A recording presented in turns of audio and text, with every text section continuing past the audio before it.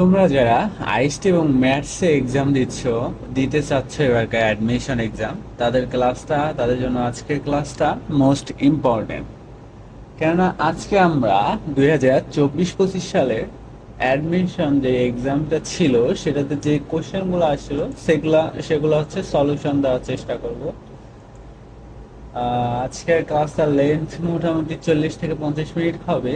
তো তোমরা একদম অনেক মনোযোগের সাথে আমাদের ক্লাসটা করবে, কেননা তোমরা বুঝতে পারছো যে তোমাদের যেহেতু কোশ্চেন সলভিং ক্লাস বিগত বোর্ডে, তাহলে তোমাদের একটা কোশ্চেন সম্পর্কে আইডিয়া হবে যে কোশ্চেনগুলো কি টাইপের আসে।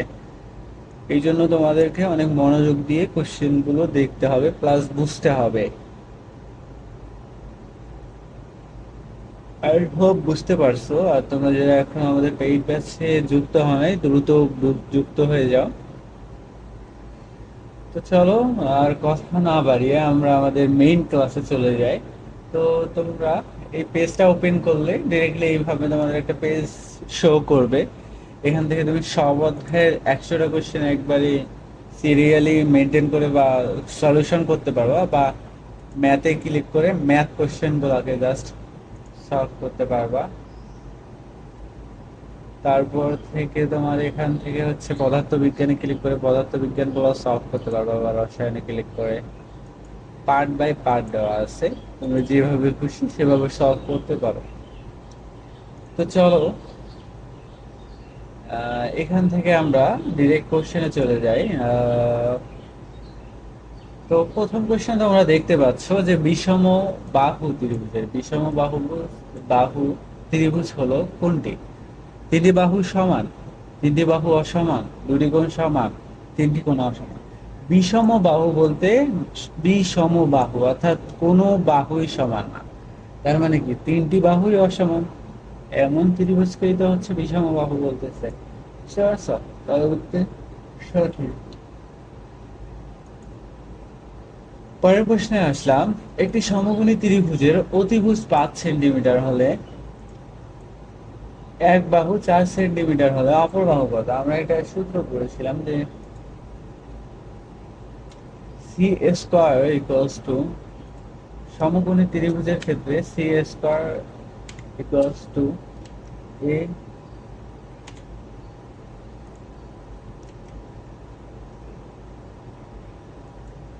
সূত্র তো আমাদের লিখে দিচ্ছি, এ square plus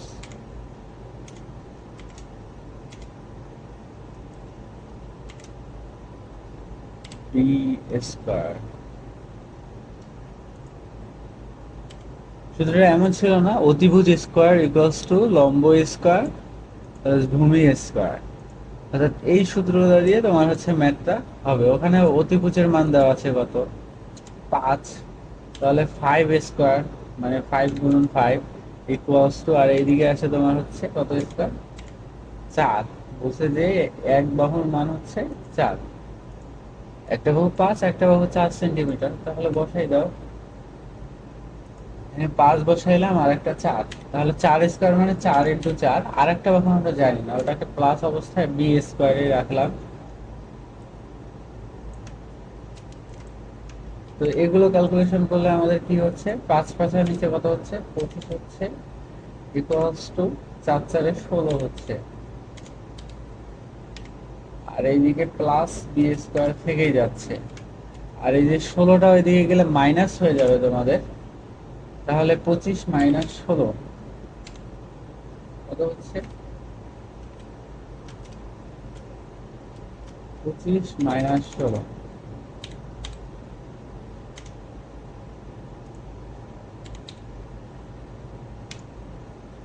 equals to B square.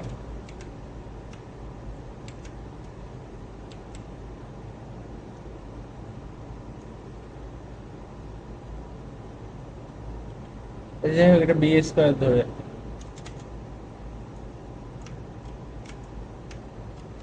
তাহলে এখান থেকে 25 থেকে 16 বাদ দিলে হচ্ছে তোমার থাকতেছে 9, আর 9 ইকুয়ালস টু বি স্কোয়ার। তারপর হচ্ছে স্কোয়ারটা এদিকে গেলে 9 রুট হয়ে যাবে, অর্থাৎ বি এর মান হচ্ছে কত হবে? 3, তাই না? B B equals to 3। হ্যাঁ, বুঝতে পারছো, আমাদের এত সময় নেওয়ার প্রয়োজন নেই, বাট আমাদেরকে জাস্ট একটু সূত্রের দিকে বললাম। তাহলে অতিভুজ স্কোয়ার ইকুয়ালস টু লম্বা স্কোয়ার প্লাস ভূমি স্কোয়ার। কোশ্চেনটা কি ছিল? আচ্ছা, তাহলে আমাদের কত হচ্ছে 3 অ্যান্সার, তাই না? এই যে দেখো, ওই সূত্র দিয়ে আমাদের করছে পিথাগোরাসের সূত্র। তারপরে আসলে পরের কোশ্চেনে যাই। এত এত গুণ করলে কত হবে? আমরা কি বলেছিলাম, এর আগের একটা কোশ্চেন সলভ ক্লাস ছিল, ওই ক্লাসে আমরা এটা ক্লিয়ার করে দিয়েছিলাম যে এটার মান কত হবে।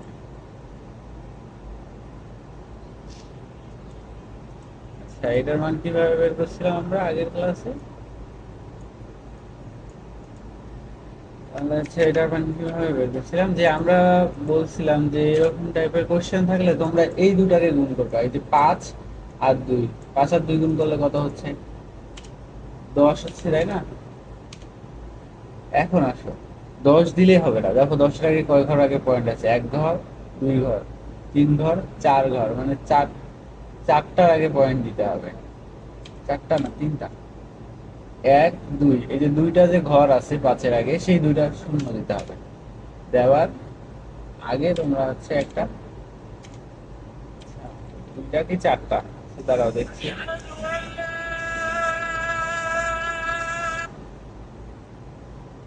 তো এখানে দেখো অ্যান্সার কত দেওয়া আছে তোমার? 10 হয়েছিল, তাই না?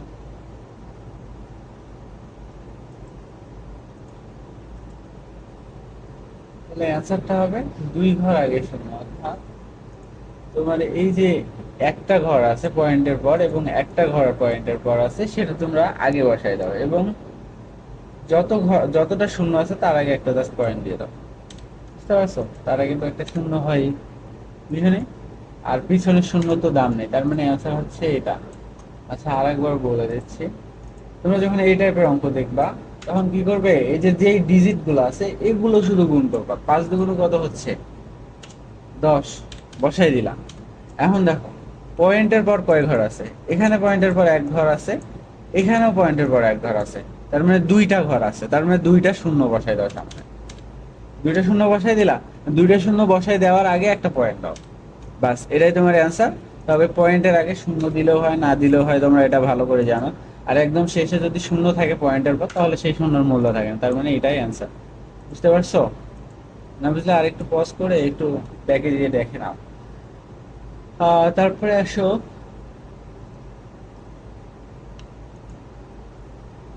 পরের কোশ্চেনে যাই।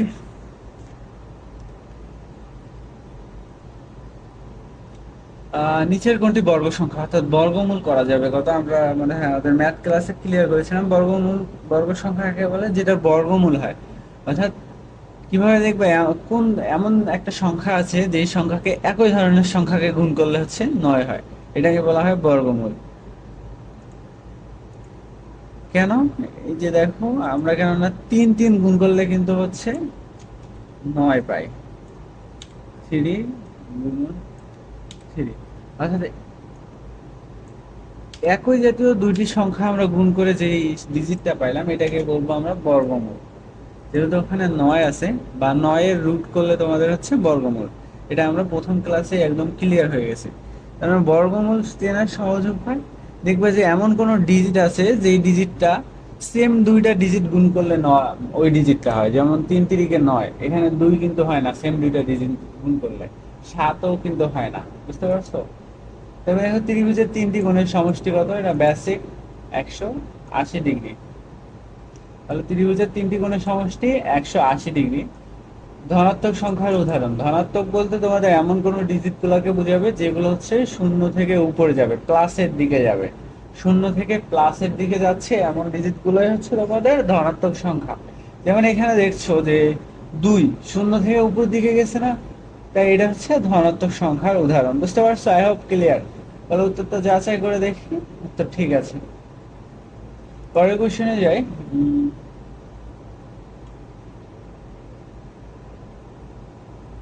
উপত্যগুলো ক্রম অনুসারে সাজালে মাঝখানের মানকে কি বলে?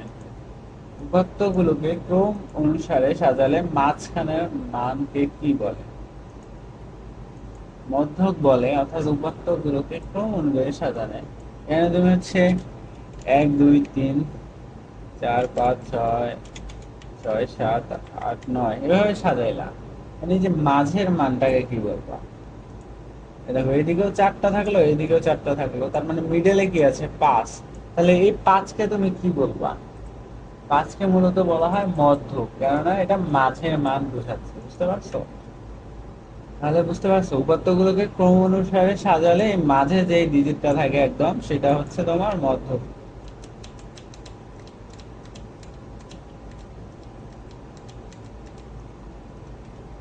ওকে, পরের কোশ্চেনে আসো। পরের কোশ্চেনটা কি আসছে যে a plus b whole square equals to what? A plus b whole square equals to a square plus 2ab plus b square. A square plus 2ab plus b square, এটা বেসিক সূত্র।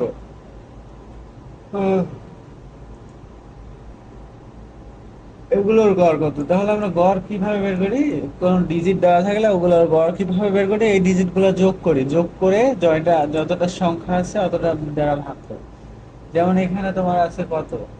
1 2 3 7 8। তাহলে এগুলো যোগ করে কত হচ্ছে?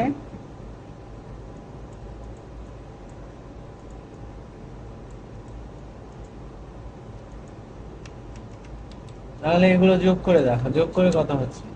তাহলে 1 2 যোগ করলে 3 হচ্ছে, এখানে 3 3 6, 6 7 হচ্ছে তোমার 13, 13 আর 8 হচ্ছে তোমার 21। আর তোমার যোগ করলে মানটা কি আসতেছে?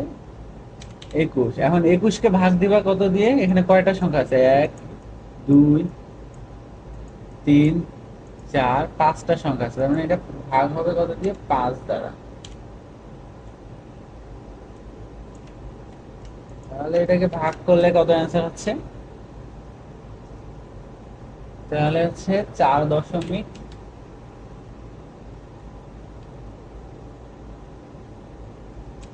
তাহলে তোমার অ্যান্সার কত হচ্ছে? 4.2। এটাকে যদি ভাগ করো তাহলে কত আসতেছে?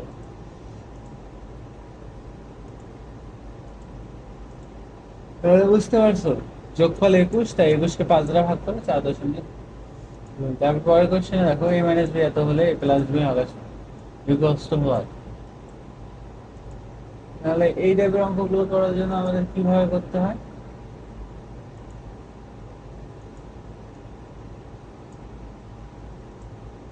কোশ্চেনটা যদি আমরা লিখি সাইডে স্লাইডে,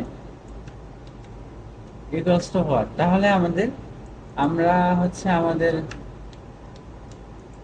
যে ম্যাথ ক্লাসগুলো হয়েছিল সেগুলোতে এই অঙ্কটা আমরা করেছিলাম, আমার মনে আছে। তোমরা যারা মনোযোগ দিয়ে করেছো তো তোমরা অবশ্যই পারবে।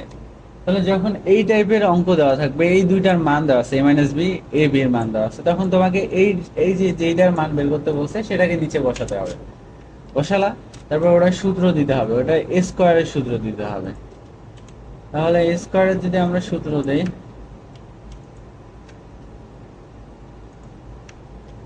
তাহলে এটার স্কোয়ারের সূত্র কি হবে?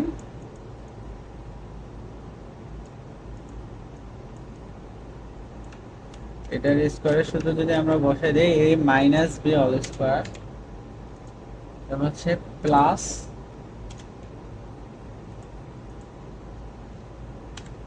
4ab, 4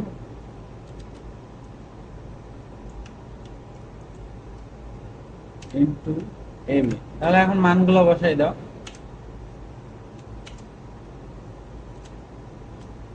তাহলে এটা এই পর্যন্তই থাকলো, আর এইদিকে মাইনাস বি এর মান হচ্ছে 4 দিলা, 4 এর উপরে স্কোয়ার হবে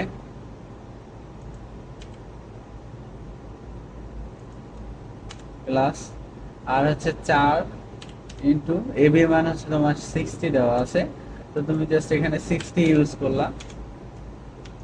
তাহলে তোমার এখানে মান কত আসতেছে? এখানে তোমার হচ্ছে মান আসতেছে 4 4 16 হচ্ছে 16 প্লাস, তাহলে হচ্ছে এটা পয়েন্ট না, কিন্তু এটা হচ্ছে গুণন। তোমার 4 গুণন 60 করলে কত হয়? 4 4 24, 240, 240। তাহলে 240 আর 16 যোগ করলে হচ্ছে তোমার 256।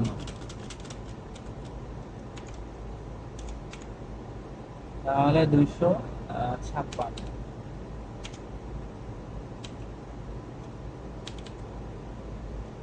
এখন আসো 256, আর এইদিকে তোমার কি ছিল?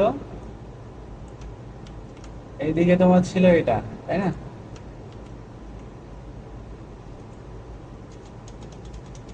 তো এই যে স্কোয়ারটা আছে এইদিকে, তাহলে আমরা কি জানি এই স্কোয়ারটা যদি এইদিকে আসে তাহলে রুট হয়ে যাবে। আর যদি 256 রুট হয়ে যায় তাহলে তোমার এর মানটা কি আসতেছে?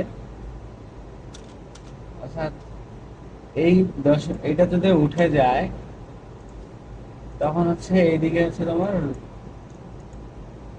রুট এসে যাবে। অর্থাৎ এইটা যদি এখানে রুট এসে যায় তাহলে তোমার কি আসছে? 256 কে রুট করলে কত হচ্ছে? তোমার যদি এইচ ডাব্লিউ দেওয়া ছিল, তাহলে হচ্ছে 16 হচ্ছে। বুঝতে পারছো? তাহলে এখানে অ্যান্সারটা হবে কি? এ প্লাস বি ইকুয়ালস টু 16। বুঝতে পারছো? তাহলে আসলে পরের কোশ্চেনে যাই, যে এখানে বলছে মৌলিক সংখ্যার উদাহরণ। মৌলিক সংখ্যা বলতে আমরা এমন কোন সংখ্যাকে সংখ্যাগুলোকে বুঝি যেগুলো তোমার হচ্ছে ওই সংখ্যা এবং এক ব্যতীত অন্য কোনো সংখ্যা দ্বারা ভাগ করা যায় না। যেমন এখানে দেখো 12কে হচ্ছে তোমার 12 এক তো দিয়ে ভাগ যায়, তারপর দেখো 6 দুগুণ 12 হচ্ছে এক্সট্রা ডিজিট দিয়ে ভাগ যাচ্ছে, তারপর 16 8 দুগুণ 16 অন্য সংখ্যা দিয়ে হচ্ছে।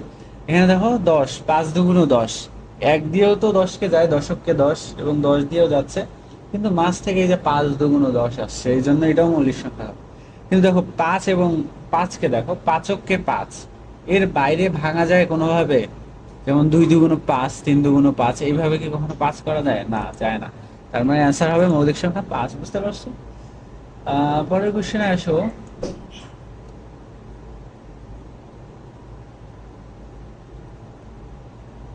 দুই অঙ্ক বিশিষ্ট একটি আহ, সংখ্যাদ্বয় যোগফল এত গুণফল এত হলে সংখ্যাটি কত?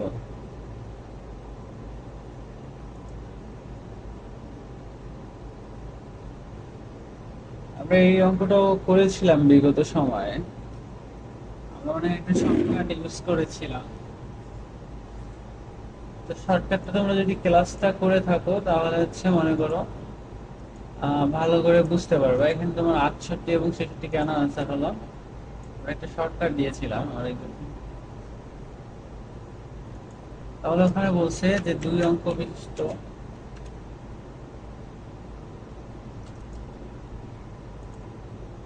সংখ্যার হচ্ছে যোগফল কত বলছে।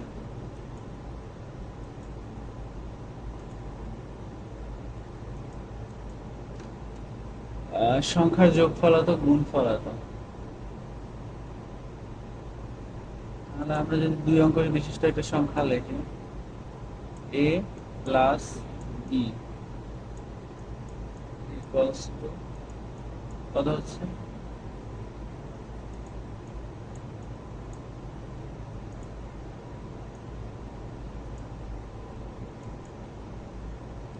14 এবং গুণফল 18 48, 14 এবং গুণফল 48, 14 এন্ড হচ্ছে তোমার গুণফল, অর্থাৎ এ গুণ বি ইকুয়ালস টু 48।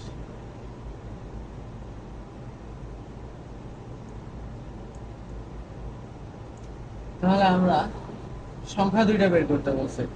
একটু আগে আমরা একটা ম্যাথ করলাম যে এই দুইটার মান থাকলে এ মাইনাস বি এর মান বের করা পসিবল। এই দুইটার মান দেওয়া থাকলে এ মাইনাস বি এর মান বের করা পসিবল। তাহলে আমরা ওইভাবে যদি একটু মানটা বের করি তাহলে দেখো, তাহলে এইটার মান বের করবো মানে এইটার অল স্কোয়ার করতে হবে। করলে তাহলে হচ্ছে A plus B whole square minus 4 A B. Okay, তাহলে এটার মান কত দেওয়া আছে? এটার মান তোমার হচ্ছে কত দেওয়া আছে? হচ্ছে 14 ছিল কি? 14 স্কোয়ার মাইনাস 4 গুণন 48।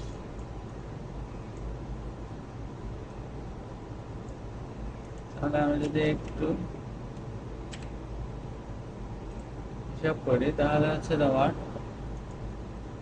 এখানে কত 14 স্কোয়ার, তাহলে তোমাদের এটা পড়া থাকারই কথা। 14 স্কোয়ার করলে কত হচ্ছে? 14 স্কোয়ার করলে হচ্ছে তোমার 196। আর এইদিকে তোমার হচ্ছে 48-এর সাথে 4 গুণ করলে কত হচ্ছে? 4 8 32, 2 হাতে 3, 4 4 16, আর 3 হচ্ছে তোমার 19, 192। তাহলে হচ্ছে 196 থেকে 192 বাদ দিলে 4 হচ্ছে। আর এইদিকে যে স্কোয়ারটা ছিল, স্কোয়ারটা এদিকে আসলে রুট হয়ে যাবে, অর্থাৎ এ মাইনাস বি ইকুয়ালস টু √4, মানে হচ্ছে 2। অর্থাৎ তোমরা দুইটা ডিজিটের মান পাইলা, একটা হচ্ছে A plus B equals two 14,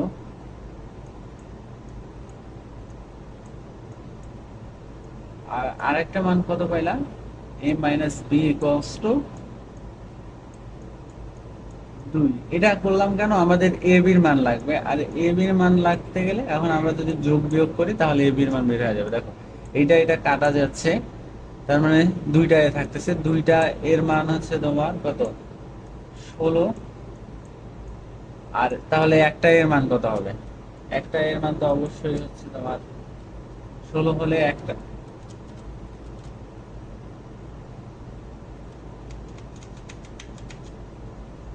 তাহলে একটা এর মান কত আসতেছে? তাহলে হচ্ছে একটা এর মান হচ্ছে 8 আসতেছে।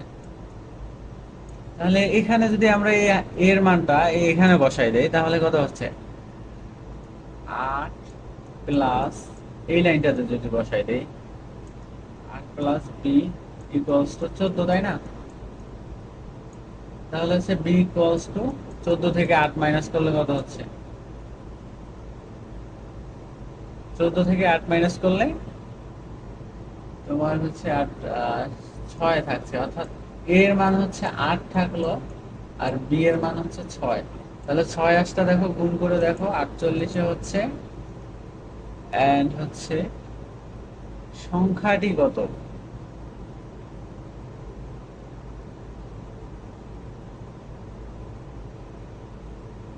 দুই অঙ্ক বিশিষ্ট একটি সংখ্যার অঙ্কদ্বয়ের যোগফল কত?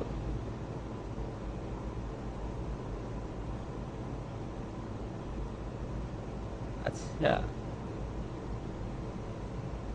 দুই অঙ্ক বিশিষ্ট একটি সংখ্যার অঙ্কদ্বয়ের,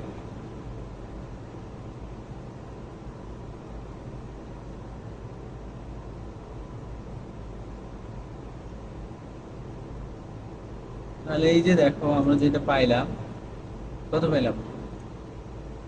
8 এবং 6, তাই না? আর দেখো এখানে একটু কনফিউশন আছে, অ্যান্সার হবে দুইটা। কেন হবে? দেখো বুঝাচ্ছি, মজার ব্যাপার। এখানে অনেক ইন্টারেস্টিং কোশ্চেন ছিল, এটা অনেক ডিফিকাল্ট, একটু মনোযোগ দিয়ে পড়বা। তাহলে আমাদের 6 8 অ্যান্সার হয়েছে, তাই না? তাহলে এখানে যদি কোশ্চেনটা আরেকবার ভালো করে দেখো, দুই অঙ্ক বিশিষ্ট একটি সংখ্যা যার অঙ্কদ্বয়ের যোগফল এত, 14, এবং গুণফল এত, তাহলে আমাদের যে এই যে একটা সংখ্যা বের করলাম, এই যে এইটা যদি আমরা যোগ করি তাহলে কত হচ্ছে? 14 হচ্ছে, আবার গুণ করলে 48 হচ্ছে। দেখো এইটাও যদি যোগ করি তাহলে কত হচ্ছে?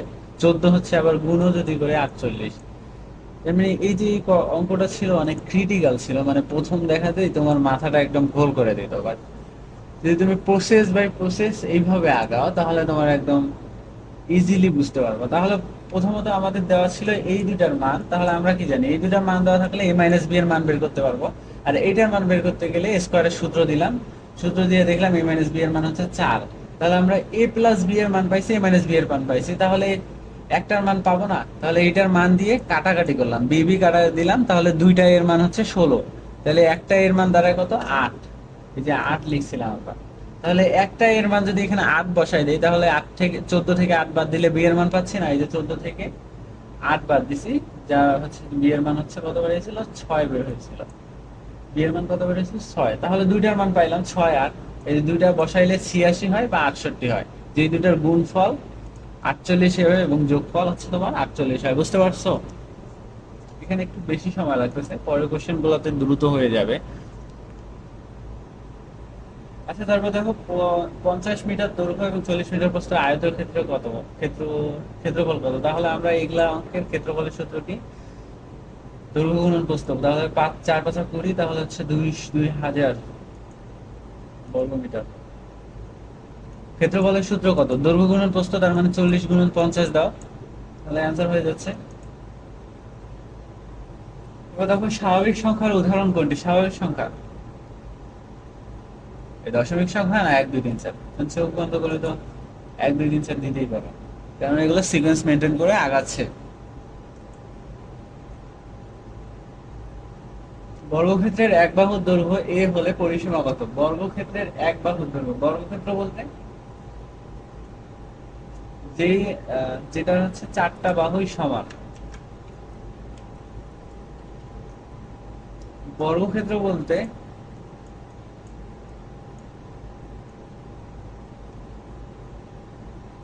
এমন একটা জিনিস বুঝাচ্ছে, কি আয়তক্ষেত্র বুঝাচ্ছে যার হচ্ছে চারটা বাহুই সমান। এটাও যদি এ হয়, এটাও এ হবে, এটাও এ হবে, এটাও এ হবে, অর্থাৎ চারটা বাহুই সমান। তাহলে এর পরিসীমার সূত্র আমরা কি বলেছি? 4a। বর্গক্ষেত্রের পরিসীমার সূত্র 4a, মানে চারটা বাহু যেহেতু সমান, এ দ্বারা একটা বাহুকে বোঝাচ্ছে, তাহলে 4a অ্যান্সার হবে। তারপর আসো, এটা হচ্ছে তোমার কোন টপিকে আসছে? তোমার হচ্ছে পদার্থবিজ্ঞানে বায়ু চাপার যন্ত্র হচ্ছে কি ব্যারোমিটার, বায়ু চাপার যন্ত্র হচ্ছে ব্যারোমিটার। নিচের কোনটি সুপরিবহী পদার্থ, অর্থাৎ পরিবহন একদম ভালোভাবে হয়? যেমন আমরা বৈদ্যুতিক দিয়ে আমরা তামার তার সম্পর্কে জানি, তাহলে তামা হচ্ছে এক ধরনের সুপরিবাহী, এখানে কোনো ধরনের বৈদ্যুতিক বাধা প্রদান হয় না। তারপর হচ্ছে পদার্থের পরিমাণের এসআই এককে ক্যান্ডেল, কিলোগ্রাম, মোল নাকি? তাহলে হচ্ছে পদার্থের পরিমাণের একক হচ্ছে এসআই একক হচ্ছে মোল। দৃশ্যমান আলো তরঙ্গদৈর্ঘ্যের সীমা, তরঙ্গ দৈর্ঘ্যের সীমা কত? মেবি এত। তাহলে হচ্ছে তোমার 400 থেকে 700 ন্যানোমিটার। তাহলে দৃশ্যমান আলো, অর্থাৎ তোমরা চোখে যেগুলো আলো দেখতে পাচ্ছ, এগুলোর দৈর্ঘ্য সীমা কত? তরঙ্গ দৈর্ঘ্যের সীমা কত? তরঙ্গ দৈর্ঘ্যের সীমা হচ্ছে তোমার 400 থেকে 700 ন্যানোমিটার। তারপরে দেখো প্রতিফলক, টেলিস্কোপে কোন ধরনের দর্পণ ইউজ করা হয়? প্রতিফলক অর্থাৎ যেখান থেকে তোমার হচ্ছে প্রতিফলন ঘটবে, উত্তল না অবতল? ওখানে ইউজ হবে অবতল। তারপর আসো, নক্ষত্র গ্রহকে কক্ষপথে ধরে রাখে কোনটি বল? মহাকর্ষ, দুর্বল নির্গুলো? অবশ্যই মহাকর্ষ হবে কি? তাহলে হচ্ছে মহাকর্ষ বল এই যে নক্ষত্র এবং গ্রহকে ধরে রাখে। অভিকর্ষ ত্বরণ জি কোথায় সর্বাধিক? অর্থাৎ পৃথিবীর যে ত্বরণ, এটা কোথায়? মেরু অঞ্চলে, পৃথিবীর কেন্দ্রে ভীষণ, অর্থাৎ যেই জায়গা থেকে তোমার হচ্ছে তোমার অভিকর্ষ ত্বরণ বলতে কি বোঝাচ্ছে?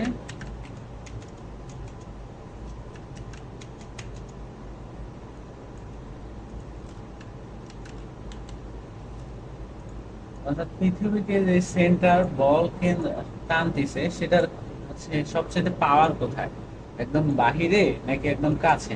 অবশ্যই একদম কেন্দ্রে, যেহেতু কেন্দ্র থেকে হচ্ছে টানতিছে সবকিছুকে, তার মানে হচ্ছে পৃথিবীর কেন্দ্রেই সবচেয়ে অভিকর্ষ বলটা বেশি। তারপর আসো, আচ্ছা, সরি সরি সরি, অভিকর্ষ স্তর,